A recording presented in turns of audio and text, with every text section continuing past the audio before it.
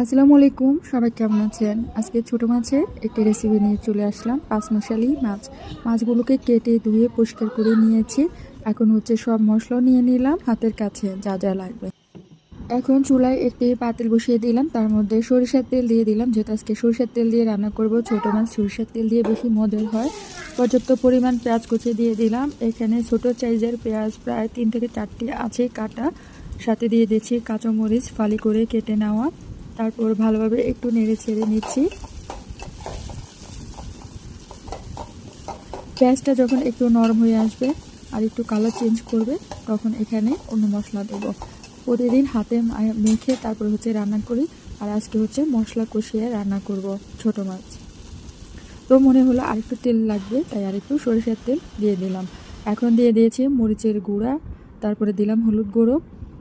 এখন দিয়ে দেবো লবণ, রসুন বাটা। একটু সব কিছু নেড়ে চেড়ে নিচ্ছি, আর একটু ঝোলে পানি দিয়ে দিব যাতে মশলাটা পুড়ে না যায়। সুন্দরভাবে কষিয়ে কষিয়ে রান্না করব। এই মশলাটা অনেকক্ষণ ধরে কষিয়ে নিব, প্রায় 8 থেকে 10 মিনিট বা তার চেয়ে একটু বেশি সময়। চুলা আস্তে দিয়ে দিচ্ছি, তারপর হচ্ছে ঢাকনা দিয়ে ঢেকে দিব। আর ঝোলের পানিটা দেখে বুঝতে পারছেন কি পরিমাণ দিয়েছি। এখন ভালো করে কষিয়ে নেব ঢাকনা দিয়ে। আর তখন আমি লবণ দিইনি, তাই এখন লবণটা দিয়ে দিচ্ছি। এখন ঢাকনা দিয়ে ঢেকে দিচ্ছি। 10 মিনিট পর ফিরে আসব।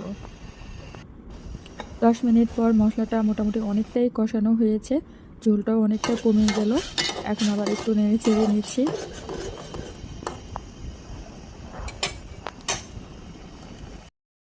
এখন আমি মাছগুলো দিয়ে দেব। আর দেখতে পাচ্ছেন এখানে কিন্তু অনেক রকমের মাছ আছে, ভ্যারাইটিস। তো এখানে বাইং মাছ আছে, বাইলা মাছ আছে, পুঁটি মাছ আছে, তারপরে হচ্ছে খোলসা মাছ আছে, তারপরে অনেক ধরনের মাছ আছে। আর বাইং মাছগুলো তো দেখতে পাচ্ছেন, এগুলো মাঝখানে মাঝখানে আবার একটু কাটা হয়েছে। আর এখান দিয়ে মশলাটা মোটামুটি অনেকটাই কষানো হয়ে গেল। এখন আর কষাতে হবে না। দেখতে পাচ্ছেন ঝোলের যেই পানিটা আমি দিয়েছি সম্পূর্ণভাবে শুকিয়ে গেল।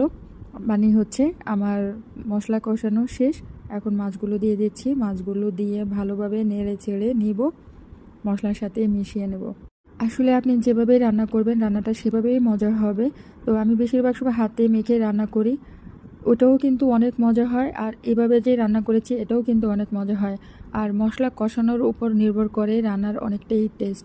আপনি যত সুন্দর করে মশলাটা কষাতে পারবেন, তত সুন্দর আপনার রান্নাটা হবে, খেতে অনেক মজার হবে। তো হচ্ছে আমি ঢাকনাটা দিয়ে দিয়েছিলাম।